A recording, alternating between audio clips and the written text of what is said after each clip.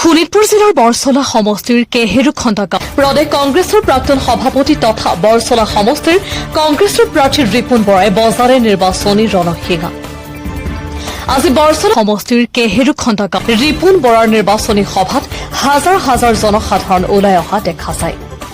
সকলো জাতি ধৰ্ম বৰ্ণৰ হাজাৰ হাজাৰ পুৰুষ মহিলাক লগত লৈ বৰছলাৰ কংগ্ৰেছৰ প্ৰাৰ্থী ৰিপুণ বৰাই নিৰ্বাচনী প্ৰচাৰ চলায়।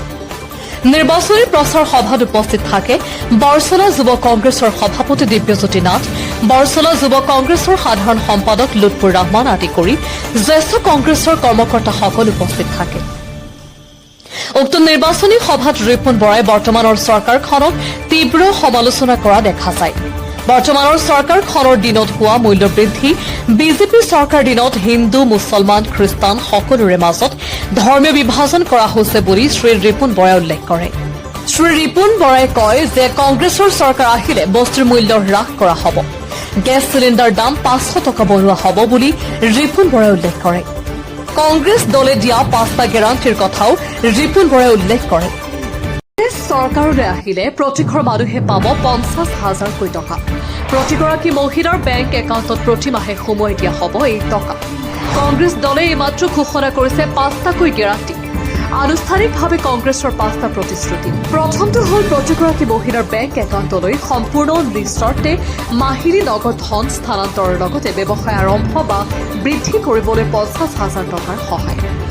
100 দিনৰ ভিতৰত জুবিন গাৰ্গৰ বাবে ন্যায়, 10 লাখ লোকৰ বাবে ভূমি পাট্টা, জ্যেষ্ঠ নাগৰিকৰ বাবে মাহিলী 1250 পেঞ্চন আৰু এটা স্বতন্ত্ৰ মন্ত্ৰালয়, প্ৰতিটো পৰিয়ালৰ বাবে 25 লাখ টকাৰ কেছলেছ স্বাস্থ্য কভাৰ। কেহেৰু খণ্ডৰ পৰা মুদাছিৰ শ্বেখৰ প্ৰতিবেদন DN24 লাইভ 365 এনি।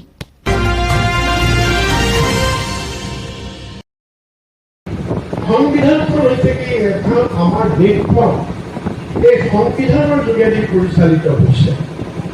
যেনেকৈ আপোনালোকৰ ইছলাম ধৰ্মত কুৰাণ আছে, কুৰাণৰ বাণীৰে আপোনালোক পৰিচালিত হয়, এফালো ইফাল সিফাল নকৰে। কুৰাণত লিখা কথাৰ পৰা, বাইবেলত লিখা কথাৰ পৰা খ্ৰীষ্টান মানুহে এবাৰ ইফাল সিফাল নকৰে।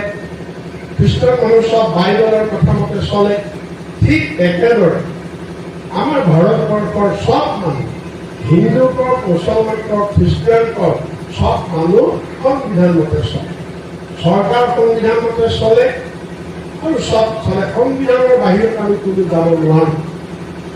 কিন্তু ভাৰতবৰ্ষৰ মানুহে এইবাৰ চাই আছে যে অসমত যোৱা 10টা বছৰ হিমন্ত বিশ্ব শৰ্মাই যি সংবিধান উলংঘা কৰিলে, সংবিধান তেওঁ ভৰিৰে মোহাৰিলে। কাৰণ সংবিধানত কি কৈছিল? প্ৰথম কৈছিল যে সকলো নাগৰিকে সমান অধিকাৰ পাব, কিন্তু আমাৰ ইয়াত তেওঁ সমান অধিকাৰ নাই দিয়া।